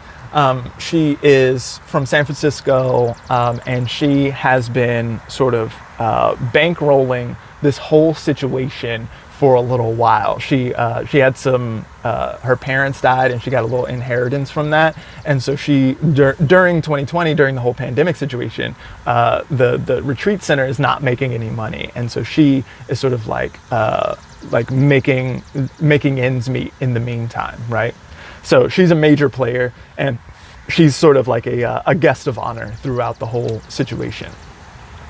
So all three of these folks show up for the next set of retreats, and not only those three, but also my man Jay, who's like he's the main dude. He's the big guy in the spot, right? Everybody comes for the April ceremonies. Now, so M. So one thing that happens sometimes at ayahuasca ceremonies is it's too much for people, and they sort of like lose consciousness a little bit, and they freak out. Shit goes crazy for them. And so a lot of times they thrash or scream or kick or these kinds of things, often in order to keep them from hurting themselves or hurting you or damaging property or any of this sort of stuff. You gotta tie them up or hold them down or something like this. M had a situation like this and was thrashing. She also does kung fu seriously, and so like it's not a game when she starts kicking, right? She like put a hole in the wall actually, and like it was so like three of us got on top of her and were like holding her down, for a long period. It was like an hour or something like that. We had to like hold her down, and so. But it was really nice, when she like finally, like the whole time she was like screaming about stuff, but she was screaming about things like, she was screaming like, oh my God, I love you so much. Like you're the funniest. You're so cool. Like it was like the nicest, thrashing violence that I've ever experienced in my life. Right. And so it was super nice. And like, I was like on top of her.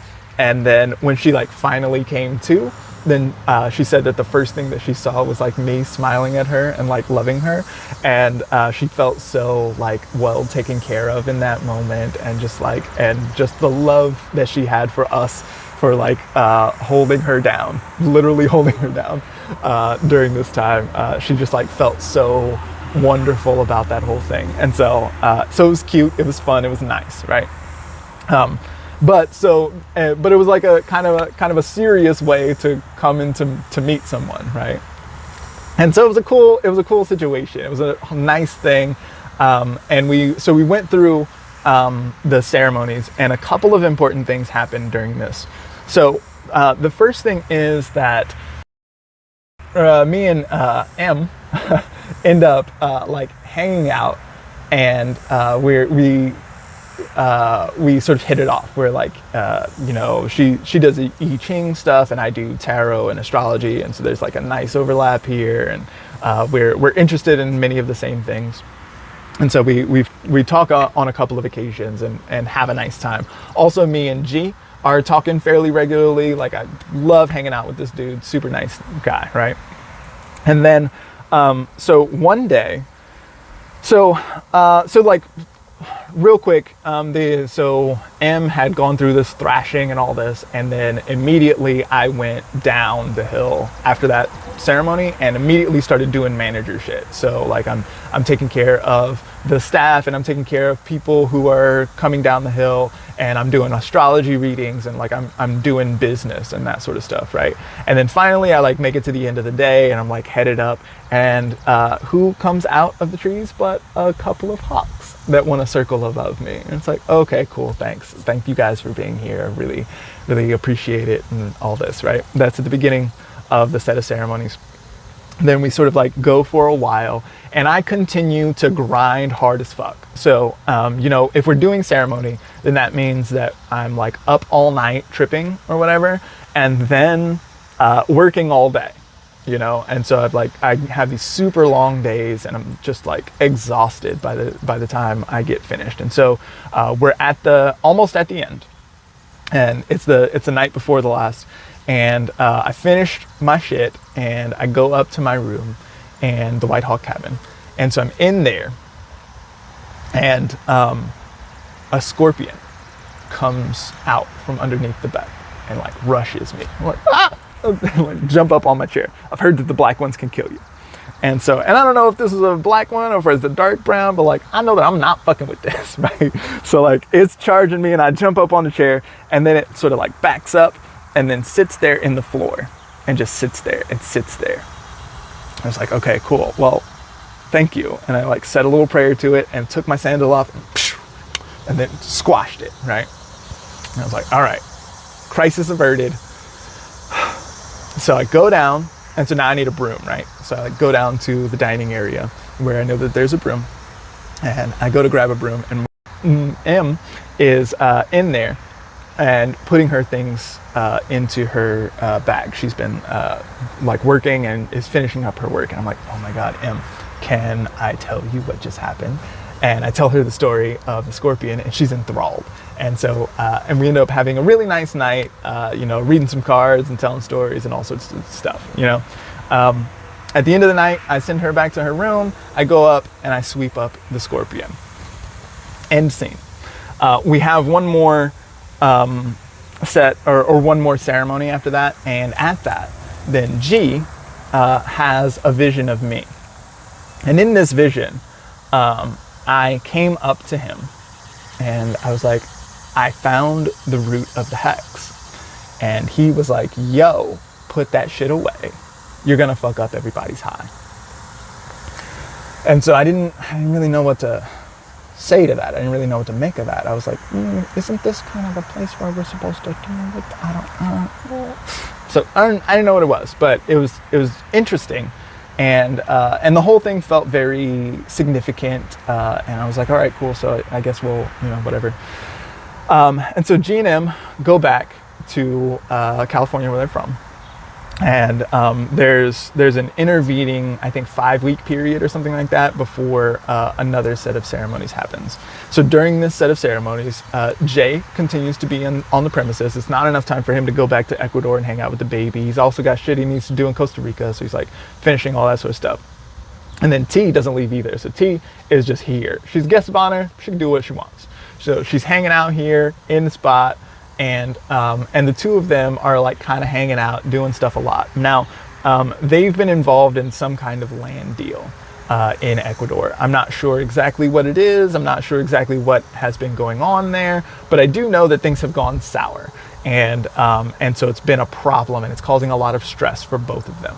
There are a couple of times I come around the corner, and Jay is like in T's face, and it's like super intense, and he's like yelling a little bit, and it's like it's a lot, I was like, there are a couple of times I come around the corner, and he looks up and he like gets cheerful, and he's like, hey man, I'll see you, like I'll be right with you.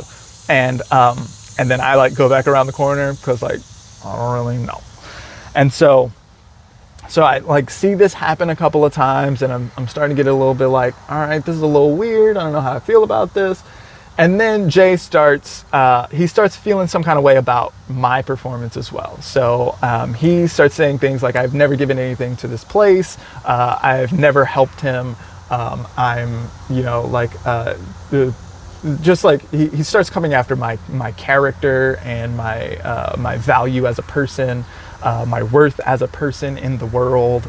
He like starts talking a lot of shit. And so I was just like, and so I let him know at the beginning. I was like, yo, look, I'm not going to you're not going to talk to me like this. Like, this is not what I'm doing. And so, and he like comes out and he's like, oh, I get passionate sometimes and all this sort of stuff. And so I get on the phone with G and I'm like, yo, G, like he's like saying this wild ass shit to me. Like, I don't really feel good about it. I don't feel comfortable in this space anymore. Like, I don't know what's going on here, like this whole situation. And G is like, well, sure, I know that Jay can be a little rough sometimes, and that but G thinks that I am still getting something out of being here. He still thinks that it's good for me to be in the space. He thinks that maybe I need to get like my skin needs to get a little thicker. And then also that I can, I'm like out here drinking the medicine, and then it's, I'm still on this like ancestral journey and all this sort of stuff, right? So he's like, you're still probably getting something out of this. And, one of his main points is that like I have trauma from childhood or from a long time ago, and that maybe my old traumatic wounds are sort of surfacing in this moment. And that ultimately, I like maybe things are not as bad as as I'm making them out to be.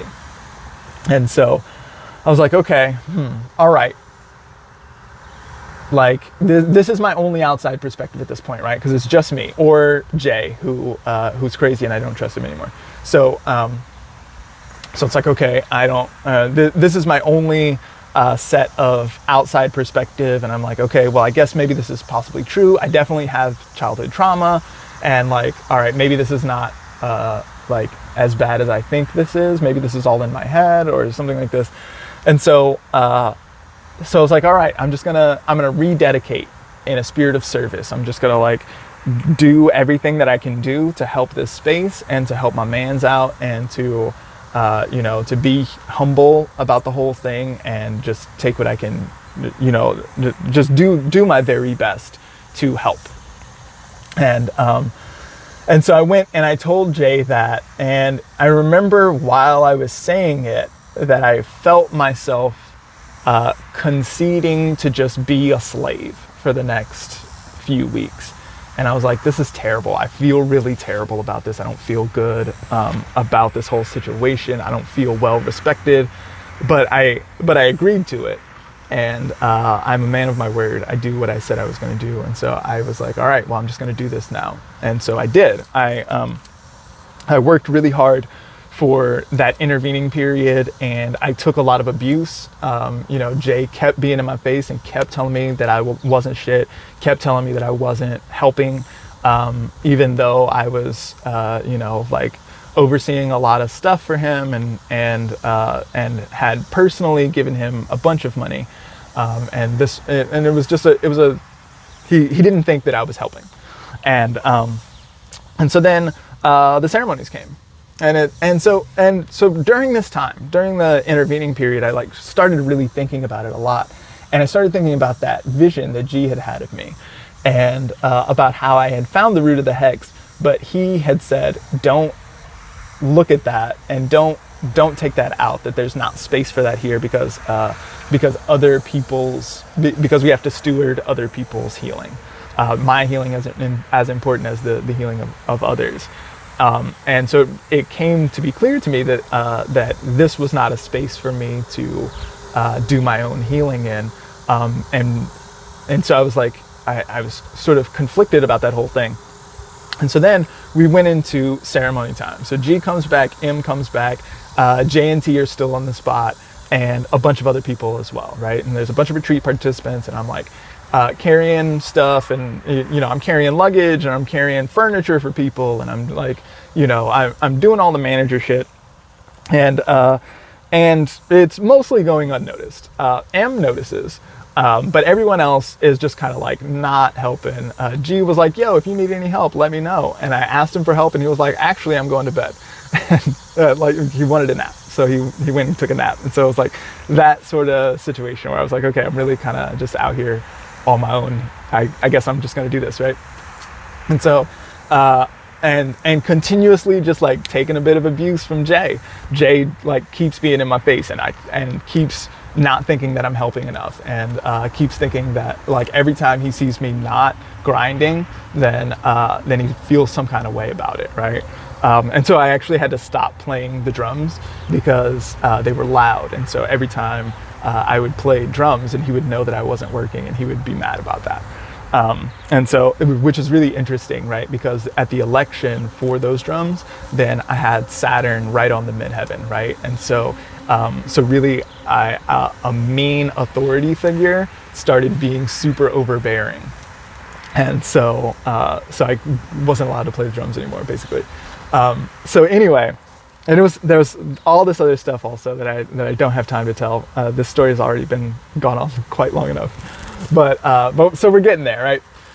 So we go into ceremony, and there are a couple of times that like we've overbooked, right? The whole time he was like worried about like it's not going to make any money, and like the whole thing, and it turns out overbooked. And so I get kicked out of my place where I sleep, and then there's no room for me in the medicine lodge, and so I'm like drinking medicine, but then like on the ground and like tripping on the ground and all this sort of stuff, and it's just like it's a whole situation. And it was just like it was rough. It was not a good space. It was not a good space for me to be in. I didn't feel safe, and so when it came time to like trip really hard and like get into this sort of vulnerable space and like feel the things and like get visions and all this sort of stuff, I had been explicitly told that that was not for me in this space, and that it was, and so I just like didn't feel comfortable being vulnerable in that space, and so I started like it didn't feel good. So then it came to our last night of ceremony, and there was a blind lady who was there also, and so she had been sort of like piggybacking with me. She would like hold on to my backpack, and then we would go up the mountain together, because it was the footing was really difficult for a lot of it, and so we had to go super slow, and I would announce, where there was going to be a step or this kind of thing, right? And so she was like, all right, I'm going to give you a break. And so she went up with G instead. And so everybody else had gone up the hill. And so it was just me and M and G and the blind lady. And so G and the blind lady went up together because she went with him to give me a break, right? And so then me and M went up the hill together, and so it was just me and her chatting, hanging out, and then so she asked me how I was doing, and I was like trying to equivocate. I was like, it's just like I don't really, I'm ready to go home. I'm gonna go home, and so I don't know what she took from that, but evidently she noticed that I was not in a good space with it, right?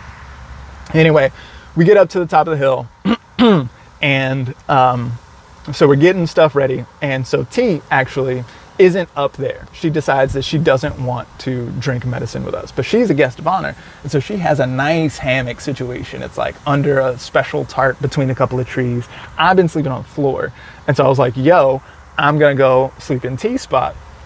So I get my little shit set up over here, and then Jay comes over. And so he sits down, and I'm being friendly, and he's being friendly. He's got a pipe full of weed, and we're passing it back and forth. We're like being cool and all this. And then he reaches in his bag, and he's like, fuck, I forgot my sank.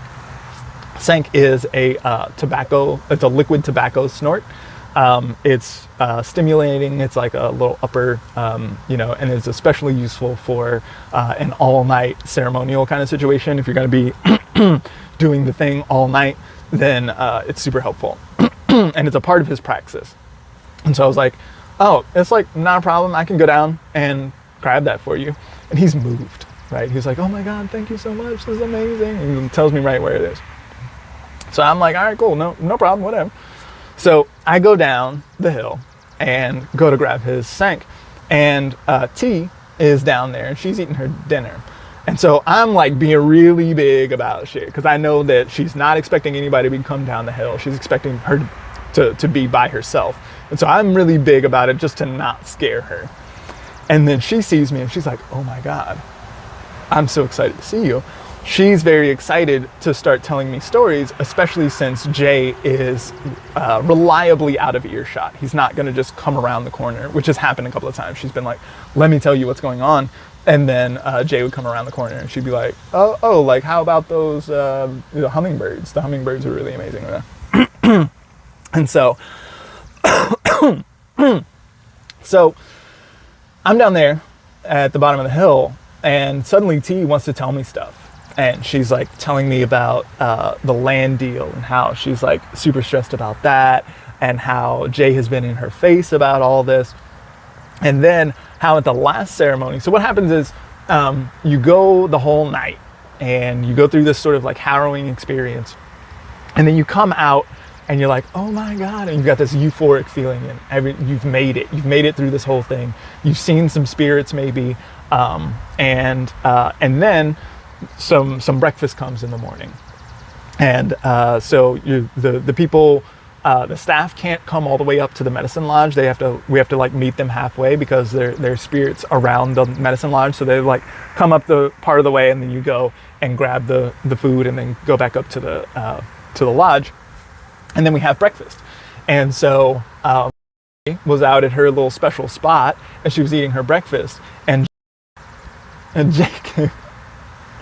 Jay came out and saw her, and they sat down and had some breakfast together. And they were, and then I guess Jay like really got in her face and started berating her in such a way that she lost her breakfast. She like vomited the whole thing up and was very upset by the whole thing, and then didn't want to drink medicine the next night as a result of that. And so she's telling me this story and she's like, that sank, it's really like, it makes him crazy, like so, sort of the same way that people talk about coke and stuff like that. And I was like, okay, well, I'm gonna go get it for him now. And so I go and I grab his sank and I go back up the hill and I give it to him, and we have a little night there. And so I'm out in her special spot and under the influence of the medicine and all this, and like really feeling a lot of things. And most of what I felt that night was fury and rage. Like to my mind, speaking to a younger man, you can kind of say what you want, like if he wants to talk shit on who I am as a person or my character or my work or any of that sort of stuff, like like you can sort of like, you got to make young dudes tough, and you can just kind of do that sort of shit. Older women, you can't do that. This is against the rules. You don't speak to older women in this way, in such a way that she is so upset that she vomits her breakfast. Like it's completely unacceptable to me to do that. And so I was up there and I was just like furious all night, and tripping super hard and like furious the whole time. Had a really horrible night. It was a really rough time. I did not have fun that night. So I made it through this whole situation and I was like, all right, I made it. I'm glad that I made it. The sun came up. And so I start to change, right? So I've got ceremonial clothing and I've got jewelry on and all this sort of stuff. And so I'm like, I took my tunic off and I was like, I reached into my bag to get my jewelry bag and I pulled my arm out and there was a scorpion on my arm. I was like freaked out and like brushed it off of me. And then it was in the hammock with me. And I was like, fuck. And so got out of the hammock, scrambled out of there, and gave it the hammock. Like, I'm just on my feet now. I don't need to sit down. Like, that's your hammock. That's for you. Enjoy, Gave the scorpion my hammock. So we're astrologers and magicians around here. We know what scorpions mean, right? So next day, last day, right? It's time for, I am making sure that everybody's paid up. I'm like going through everybody's charts and you know, making sure that everybody has, you know, some folks have bought extra things, and so I'm charging them for that. Some folks want to pay in cash, and so I'm handling the shit, right? I'm doing manager shit. First thing in the morning, 6 o'clock in the morning, I'm drinking my little coffee, and Jay comes down, and he is fucking livid. He's so pissed at me. He's so pissed because evidently so Jay says that G says that M says that I was talking shit and she had a bad trip about it. And so Jay is in my face and he's like, if you just don't like me, then you need to just fucking say so, bro. And like, I don't have any time for this kind of attitude, and I don't have time for this kind of, like, no, my team needs to be, and like just in my face and talking a bunch of shit, right? And so I was like, look, I don't need to do this shit anymore. He can chase his own goddamn money. And so I was like, fuck this. And so I called a spot up in Drake Bay. I was like, yo, look, can I stay a couple of nights? And they were like, yeah, sure, come. And so I booked a situation, and I'm starting to like get my shit together. And then G comes and he confronts me, and he is also fucking livid. He's so pissed at me. And he's talking about I've been manipulating him, and I've been manipulating the situation this whole time. This whole thing has been a power play for me. He's talking about how I've been gaslighting him this whole time. And so he's like, and he's talking about how like I think that I'm not shit, and that he doesn't think that I'm a piece of trash. And I was like, hold on, no, like nobody called me that up to now until you. Like, what's going on here, player? And then at the end of it, he's like, got these crazy eyes, right? And he's like, but I didn't come out here to speak with you in anger. And I was like, all right, my nigga, like, fine, whatever. And so I just let him say that. I just let him say that I had been abusing him, and that I had been manipulating him, and gaslighting him, and that I, you know, that the whole thing was like a power play for me. I just let him say that, and then got out of there, and then went to Drake Bay for a few days, and hung out in Drake Bay. And then I came back to New York and hung out in New York for a little while, and then I moved to Missouri, where I am now. And I feel like I am in the middle of this story still. I don't think that I've made it to the end of the story, but that's as far as I am right now. And so this is, yeah, I don't know. It feels like a really important story to me, and it's been a wild time, and it's complete with spirit avatars. One of the things that I think is really interesting here is that in that last set of ceremonies, there were no hawks. The hawks were conspicuously absent. There were scorpions instead. And I think that that's really interesting. One of the main takeaways that I took from this whole situation and from this whole experience is that, you know, I'm really in this like moral relativism space right now. You know, the spirits that are the spirit of the vine, and the spirits that are associated with ayahuasca ceremony and this sort of thing, they are very powerful, and they can enact great healing. I've witnessed amazing healing situations take place, and I personally have been transformed in important and healing ways. But those same spirits can be ordered to kill, and those same spirits can be ordered to confuse and to curse. And so what I really find is that this space of magic and ayahuasca and spirits and unseen, it doesn't operate from the same moral or ethical framework that we have here. And so what does that mean about morality and ethics in general? What does that mean about power in general? And I think that there are some really interesting things to be seen here, and I don't know, honestly. But I've been exploring, and I think it's really interesting. And if you made it this far in the video, then thank you for being here and taking this journey with me.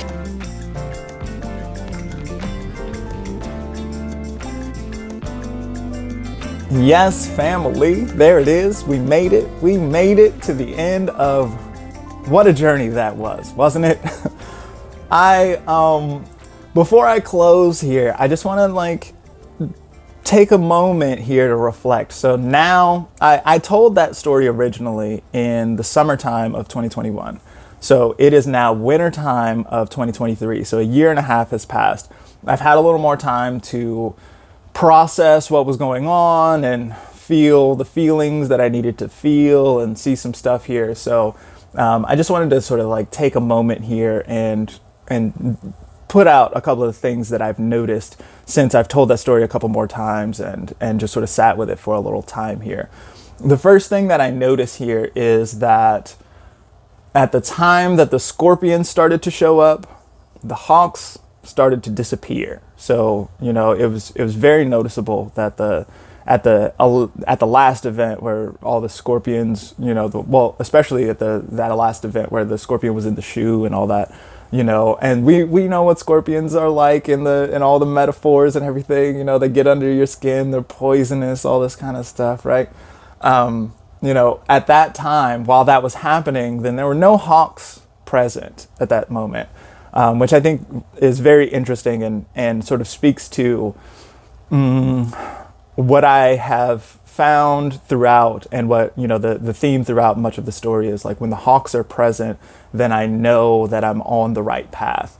And so there were no hawks present in that moment, and instead there was a venomous animal who was present. And so that was a good time for me to sort of get to step in, to feel like there was going to be venom around, or there was venom, to sort of believe the venom that was there.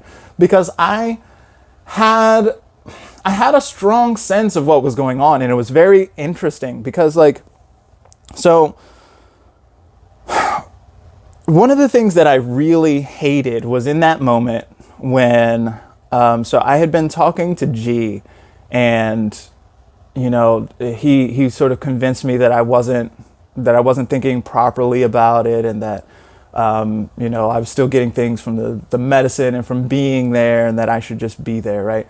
And that I should just deal with it. And then so I went to Jay and I was like, yo, in a spirit of service, I promised that I'll be here through this time and whatever. And I remember feeling like I was sort of signing myself up for slavery in that moment.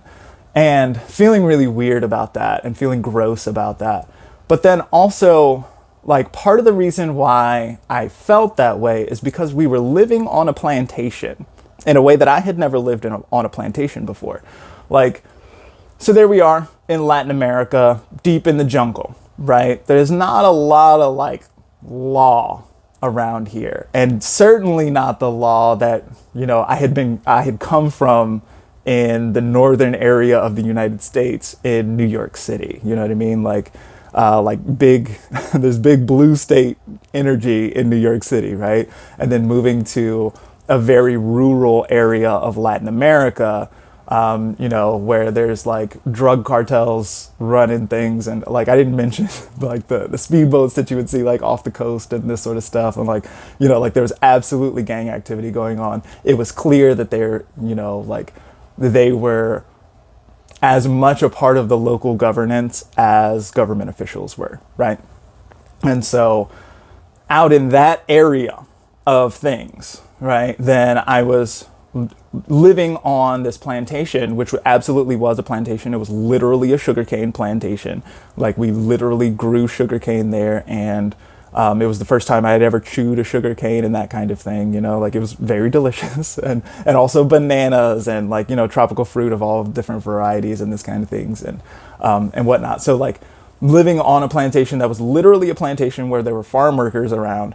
But then also, so one character who I didn't mention throughout this whole story, and it's really a tragedy that I didn't mention him because he's my favorite person damn near in the world. His name is Victor.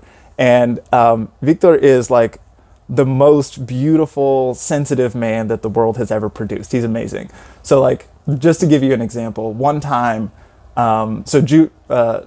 Victor's job was to, he was like the head groundskeeper. So he is like, he's been on board for a really long time. And so it's his job to just sort of like keep everything and make sure that everybody's good, make sure that all the plants are doing well, make sure that the animals are fed, there's chickens and these kinds of things. And like, so where, he's just kind of like holding the whole thing down. And there are many times when, Jay would go out of town or something like that, or so there was another bit of property, and so there was somebody else who ran that property over there, who kept the grounds over there, but he had to go on vacation sometimes, and so he would do, I think he did 4 days every month or something like that. He would take his motorcycle and go and visit his girlfriend in a neighboring village or something like that, right? Not exactly sure what Emilio got up to. It was clear that Emilio was a freak. But like, I don't know what he was doing. Like, living his damn life is what he was doing. But only on those 4 days, right? The rest of the time, he was like keeping the grounds over at this other spot. And so when he was away, then Victor would go over there and would live in that spot for a little while. Away from his family, he got a wife and kids and all this. And he over here, and like there's no cell reception and this sort of stuff like this. Like he's just like out there by himself taking care of the grounds, right? And so I'd seen this kind of thing going on for a while. And there were several times that Jay asked me to do that. And he asked me and Rosie to go out there a couple of times. And it was a situation where it was like, dude, like, not only are we not prepared to just live in the jungle by ourselves, but we also that's going to be, there's no internet out there, and that's how I'm making my money. So like, I can't pay you if the, you know what I mean? And so like, it didn't work out. And so we didn't actually end up going out there. And so then that ultimately increased the workload for Victor, right? And also Willian, who was those two were a team. But Victor, he was just like he and I had a relationship. He and I like hung out a lot. And so anyway, one day this groundskeeper, right? So one day I see him and I'm like, yo, what's going on, Victor? And he's like, and he's clearly distraught. He's been like crying and he's like feeling some feelings and this kind of stuff. And he tells me that he was pruning a tree, and he didn't see that there was a bird's nest in the tree. And so he chopped it, and the nest fell down and some eggs spilled out on the ground and broke. And so he told me, and he was like, listen to those birds right there, they're crying because I killed their young.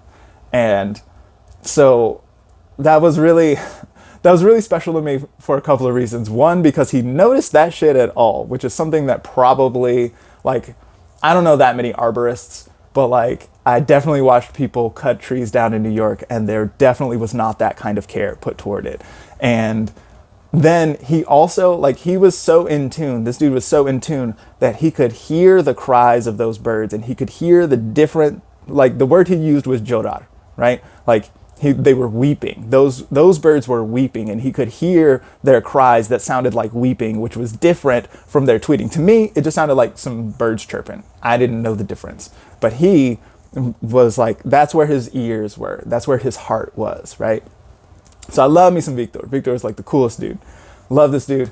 He loves dogs, and like Brava was one of the dogs, and she died while we were out there, and that was clearly like a very big deal to him and all this, right? So like, very sensitive and loving, caring man. Love me some Victor.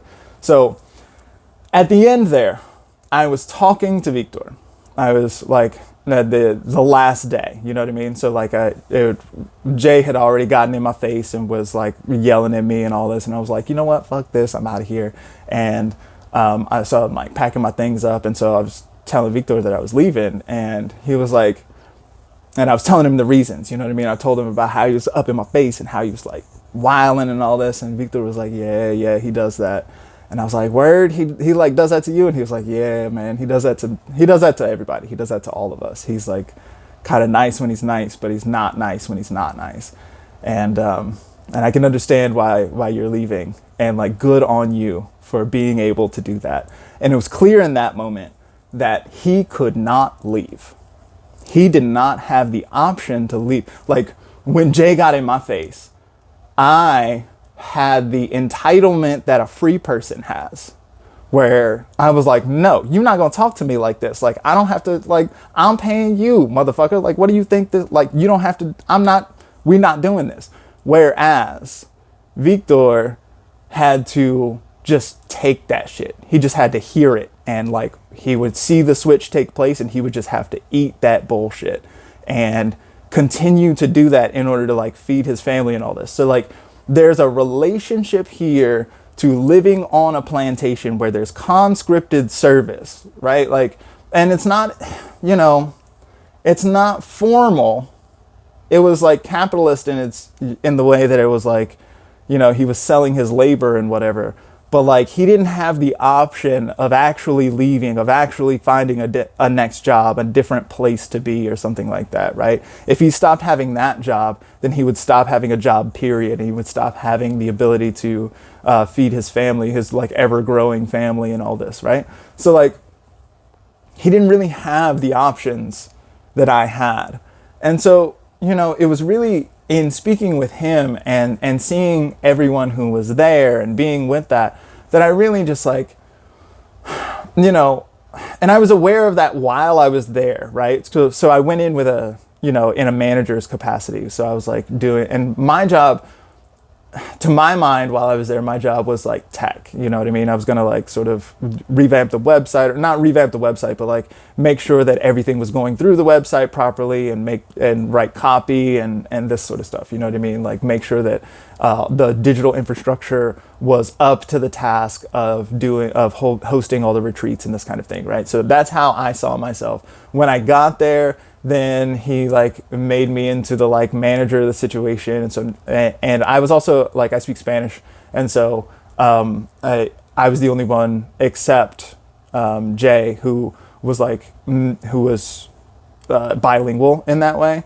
And so I ended up managing some of the like staff people as well. And so it like turned into this situation where like, I was aware that like I was suddenly, you know, like I as an American person, as like somebody with a United States passport and all that sort of stuff, right? Like I've got this sort of like class situation of making American dollars the whole time. Like, and I suddenly find myself in a position where I'm like giving instruction to people who are much older than me, who are much better in this space, in this land than I am. You know what I mean? Like people who know how to live here, and I'm giving instructions to them. And it's like very weird for me to be in that position and this kind of thing, right? And I'm aware that there's like a groundskeeping crew and people who like, you know, like there's like people who work the fields and people who work the house, right? And I'm in the house, right? So I'm like aware of this dichotomy here as well, right? And so then it was my, for lack of a better term, it was because I was uppity, right? That I wasn't able to be in this situation, right? I wasn't gonna take this kind, like the master of the place, the owner of the place, I wasn't gonna take him just yelling at me and talking down to me and all this bullshit, right? Like I wasn't gonna do all that. And so because of that, then I had to leave. But I also had the option, the privilege to leave in a very like stark kind of way. Victor couldn't leave. And so he remains there to this day.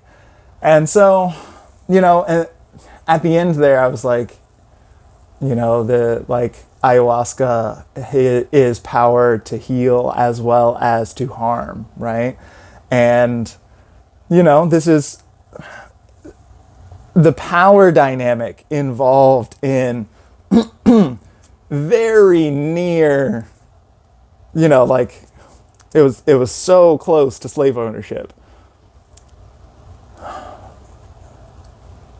And like drinking ayahuasca to be healed and all this, right? And it just called everything into question, you know what I mean? And it made me wonder a lot about power dynamics in a way that I still wonder about them, which is why if you look back on my my conversation with DB a few episodes ago, then like I talk up and down about how I'm not the good guy and these kinds of things. And it's because I like, you know, I question my own role in the dynamic. So yeah, there's that to think about. Then there's one other thing that I think is important to sort of reflect on here, and also gets back into, it's very Plutonian. This whole thing is very Plutonian, the like dealing with power dynamics and this sort of stuff. Another thing you'll see a lot with Pluto is like obsession and jealousy and this kind of thing as well. What I think happened with G and M is that I think M liked me. I don't know this for sure. She and I never like had a conversation like that. We never spoke again after what I already described for you. And I never made a move on her or anything like that. But what I will say is, one time I was in a relationship and I developed a crush on someone else. And I didn't know that I had a crush on that person until my girlfriend was like, will you stop bringing this bitch up? Stop. What do you, oh, you want to talk about her again, huh? So like, I didn't really realize that I had been talking about her that much. She did. So what I think happened was M had been talking about me in that way. And G was like, if you mention this nigga Zamboni one more time, I swear to God. I think that's what happened. And so G didn't know how to deal with that. And so I didn't want to be competition. I wanted everybody to be all cool. I wanted to be team pretty hair together. M also had lovely, beautiful hair. I think that like the three of us could have been on the cover of a magazine. Like we were beautiful. It was a wonderful situation. They were like, you know, deep philosophical shamany wisdom types, you know what I mean? Like we were the A team. I wanted to be the A team with them. And, but that's not what happened. And so I think that, it was ultimately jealousy and like, a fear of competition that drove the treatment that I received. I think that's what happened. It's hard to know. I haven't spoken to any of these people since then. I don't really trust them, you know, but it just makes me, you know, more and more, it makes me sort of like think about the ways that power operates, the way that fear and mind operates. And it makes me sort of like think into what is useful about psychedelics and ayahuasca and things of this nature. You know, I used to be super pro psychedelia, and I'm not anti psychedelia now, but I'm much more cautious than I used to be. And I think that there's good reason for that kind of caution. And that's all I got.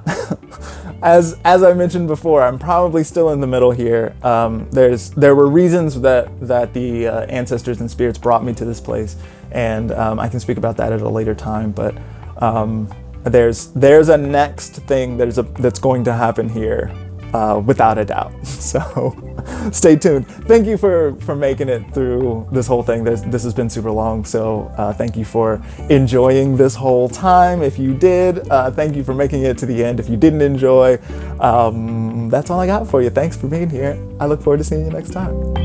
Bye.